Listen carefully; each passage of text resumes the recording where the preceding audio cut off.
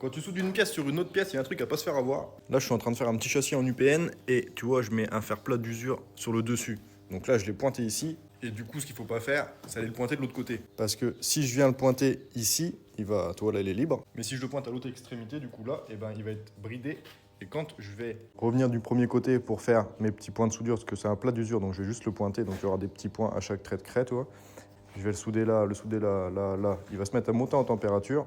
Un petit peu, c'est pas énorme, mais du coup, il va chauffer, il va se dilater, il va vouloir s'allonger.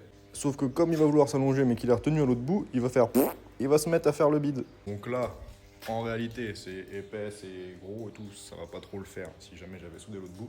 Mais si tu fais ça sur de la tôle fine, c'est sûr que tu te fais niquer. Du coup, en général, ce qu'on fait, c'est que tu le pointes juste d'un côté. Alors, faut faire gaffe que le plat, il bouge pas. Et puis tu le soudes en allant, comme ça, quand il chauffe et qu'il s'allonge, eh ben, il est libre à l'autre bout pour pouvoir s'allonger. Et du coup, toi, tu le soudes en allant jusqu'au bout. Ça va pas s'allonger d'1 mètre, ça va s'allonger de 1 ou 2 dixièmes. Mais du coup, 1 ou 2 dixièmes, s'il est bloqué là-haut, il faut que les dixièmes ils bougent quelque part et ils vont monter ou descendre. Là, il pourrait pas descendre, donc il va monter, il va faire le bide. Et c'est chiant après. Donc là, je soude les deux côtés et j'avance. Et là, tu vas me demander ce que c'est. Ça va dans une usine à parpaings. Et il y a un truc qui sert à lever les palettes avec les parpaings dessus à la fin de toute la chaîne de fabrication. Et d'habitude, toi, ils prennent des palettes normales comme ça, avec les parpaings dessus. Et le truc, il vient en dessous, puis il lève la palette. Et là, ils ont changé la série qu'ils fabriquent. Et du coup, ils doivent changer les palettes aussi. Et du coup, ils ont des palettes qui sont avec des trucs comme ça, la croque.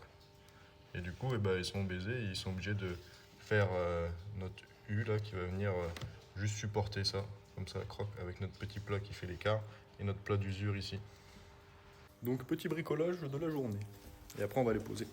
Et tchuss!